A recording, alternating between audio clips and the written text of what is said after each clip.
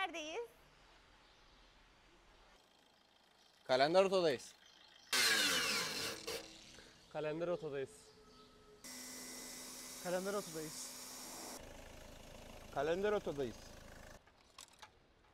Kalender Oto'dayız. Kalender Oto'dayız. Kalender Oto'dayız. Gururla.